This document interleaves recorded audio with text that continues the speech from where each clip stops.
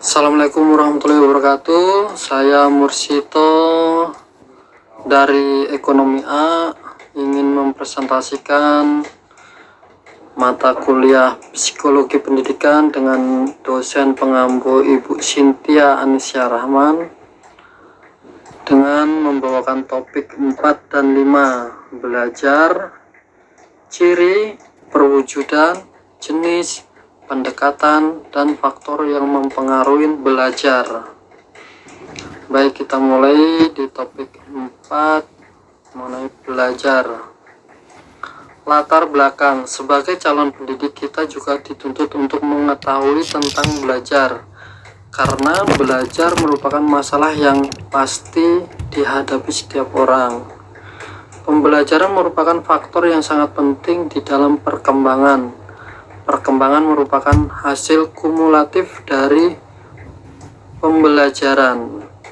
Dalam proses pembelajaran terjadi proses penerimaan informasi yang selanjutnya diolah sehingga menghasilkan keluaran dalam bentuk hasil belajar.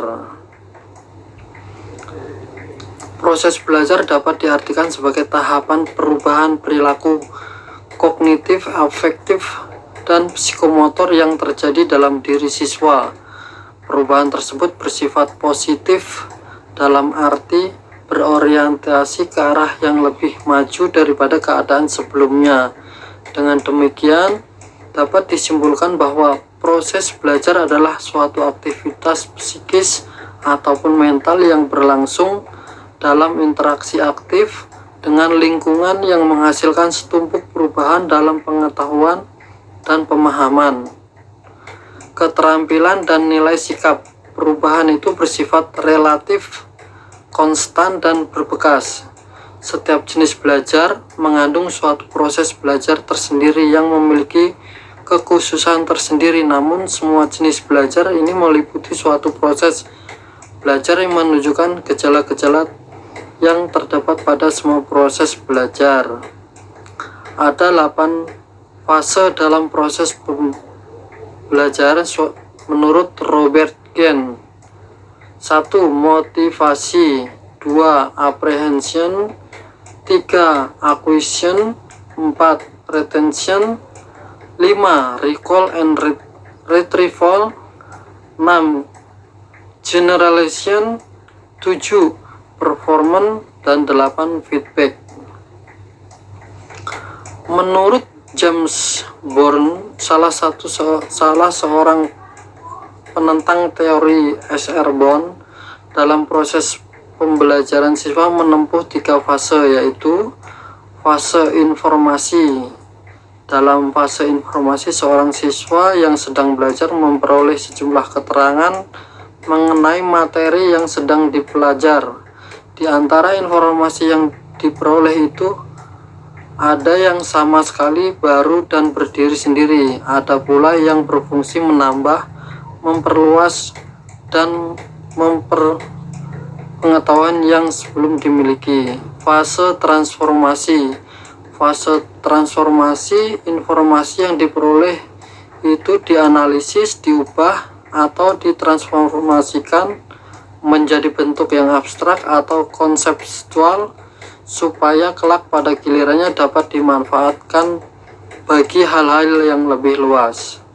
3. Fase evaluasi.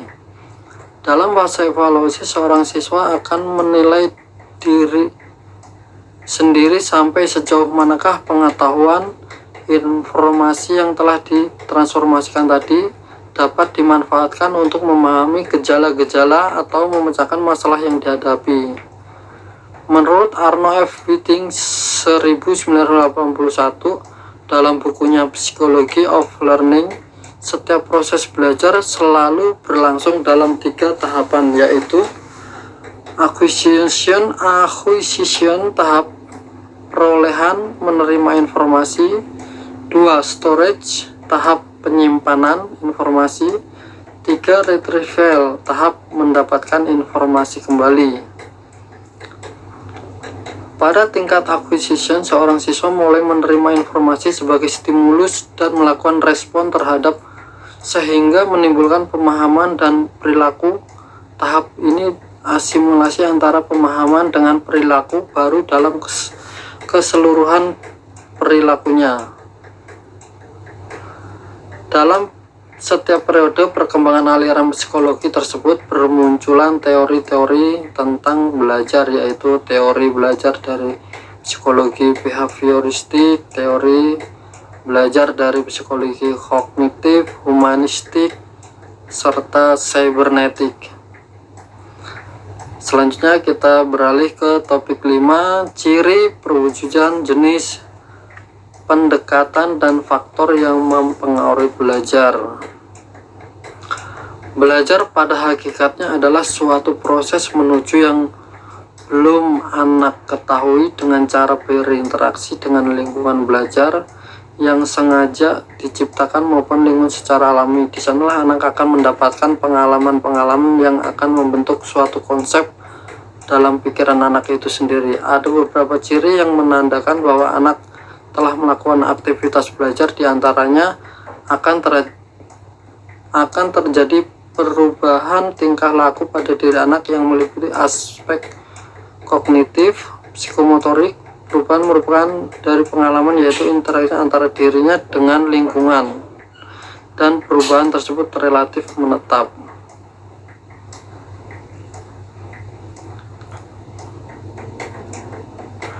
Dari latar belakang tersebut kita perlu mengetahui hal sebagai berikut: mengetahui ciri khas perilaku belajar, mengetahui bagaimana perwujudan perilaku belajar, mengetahui apa saja jenis-jenis belajar, mengetahui efisiensi pendekatan dan metode belajar, mengetahui faktor-faktor yang mempengaruhi belajar.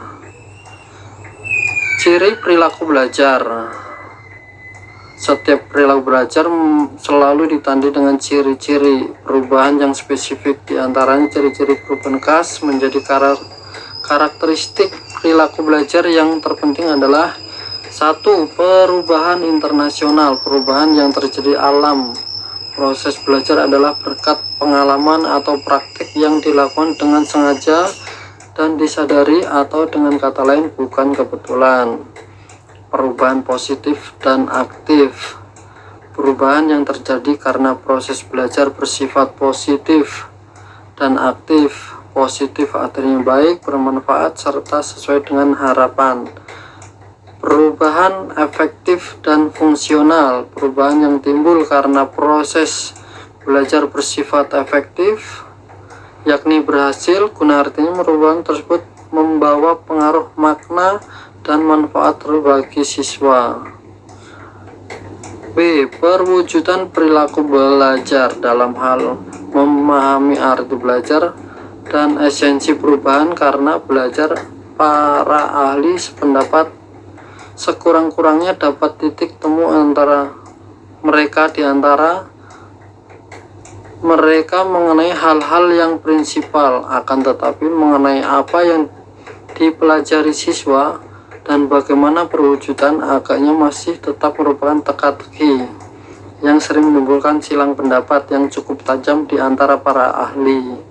Meskipun demikian, berikut ini akan menyusun turun pendapat kelompok ahli yang relatif lebih lengkap mengenai perilaku belajar.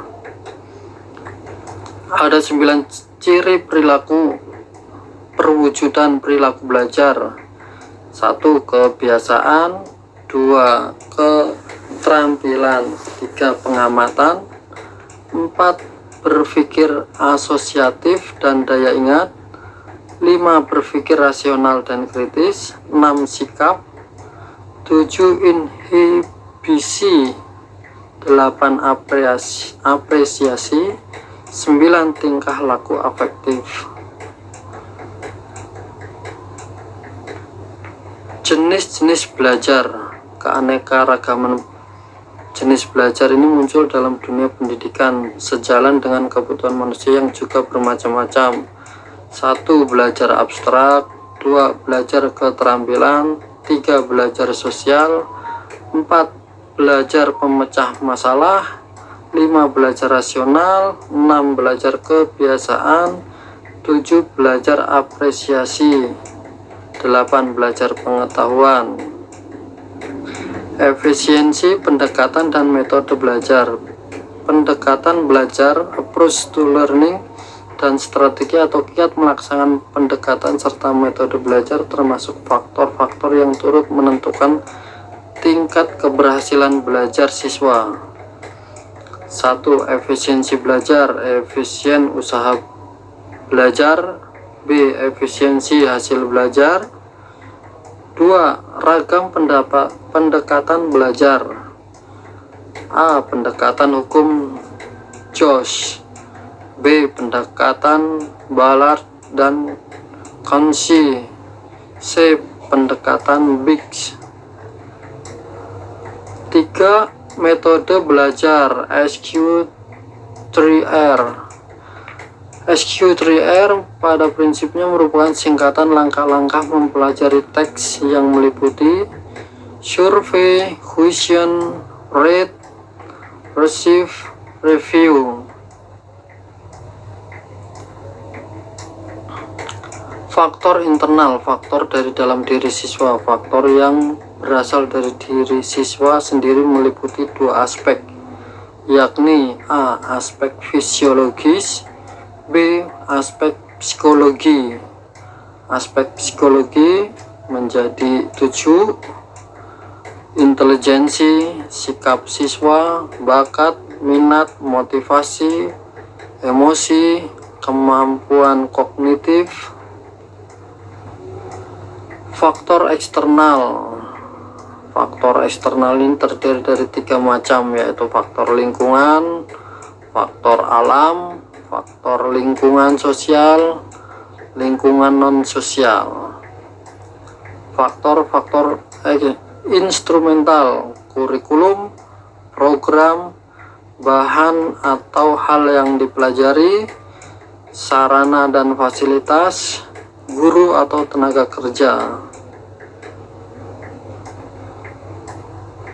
Sampai di sini kita udah sampai di kesimpulan, dan terima kasih.